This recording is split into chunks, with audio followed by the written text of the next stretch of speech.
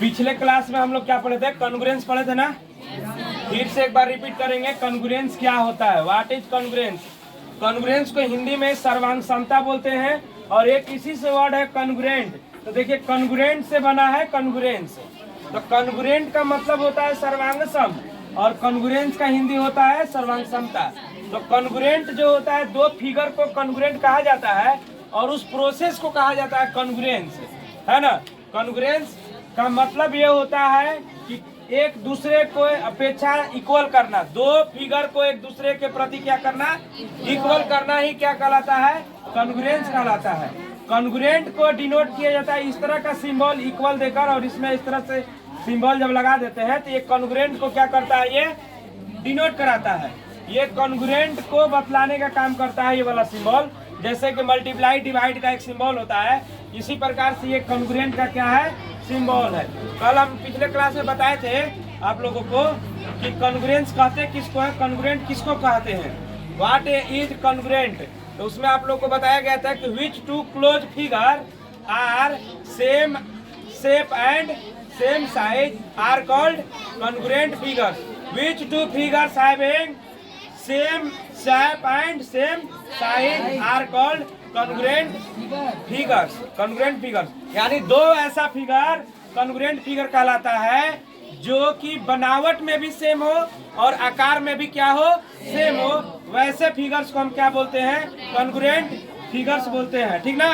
जैसे मान लीजिए कि ये लाइन है, ये दोनों लाइन का लेंथ जो है सेम है, ये इसका भी लेंथ मान लीजिए 3 सेंटीमीटर है और इसका भी लेंथ 3 सेंटीमीटर है। इसका नाम ए बी रख लीजिए और इसका नाम पी क्यू रख लीजिए।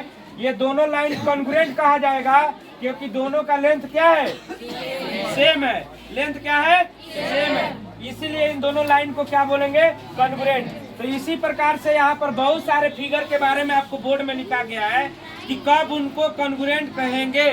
सबसे पॉइंट पहला नंबर पॉइंट में आपको बताया गया कॉन्ग्रुएंस ऑफ लाइन सेगमेंट, यानी किसी भी लाइन सेगमेंट का, लाइन सेगमेंट को कॉन्ग्रुएंस कब कहते हैं, कॉन्ग्रुएंट कब कहा जाएगा।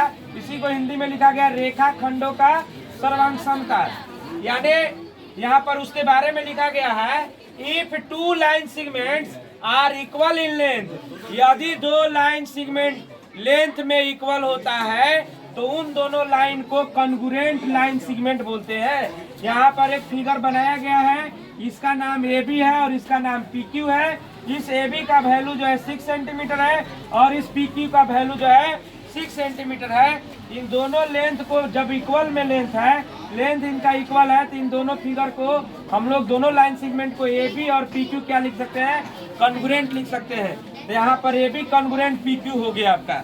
इसी प्रकार से कॉन्ग्रुएंस ऑफ एंगल, जब if two angles are equal their measure then these two angles are congruent, यानी दो एंगल्स का मेजरमेंट आपस में क्या हो, इक्वल होता है, तो उन दोनों एंगल को क्या बोलेंगे, कॉन्ग्रुएंट एंगल बोलेंगे। जैसे कि यहाँ पर एक एंगल बना है 30 डिग्री के और एक इधर से एंगल बना है 30 डिग्री के, ठीक ना। दोनों एंगल का वैल्यू सेम है ना, तो इसलिए ये दोनों इस एंगल का नाम है एंगल ए ओ बी और इस वाले एंगल का नाम है सी ओ डी। ये दोनों एंगल आपस में क्या है, कॉन्ग्रुएंट है, यानी एंगल ए ओ बी और सी ओ डी आपस में क्या हो गए, कॉन्ग्रुएंट हो गए। तो angle A O B congruent C O D बोलेंगे। इसी प्रकार से यहाँ पर लिखा हुआ है कॉन्ग्रुएंस ऑफ ए स्क्वायर, यानी दो स्क्वायर को हम कॉन्ग्रुएंस कब बोलेंगे, जब उनका साइड का वैल्यू सेम रहेगा। A square means all side equal, square में सभी साइड क्या होते हैं, इक्वल होते हैं। अगर किसी एक स्क्वायर का एक साइड और दूसरे स्क्वायर का एक साइड का वैल्यू सेम है, इस साइड का नाम ए बी है और इस साइड का नाम पी क्यू है, यदि A B is equal to P Q हो गया, इक्वल साइड हो गया, तो इन दोनों स्क्वायर को कॉन्ग्रुएंट स्क्वायर बोलेंगे। यानी square A B C congruent square P Q का। अब आ गया कॉन्ग्रुएंस ऑफ सर्कल।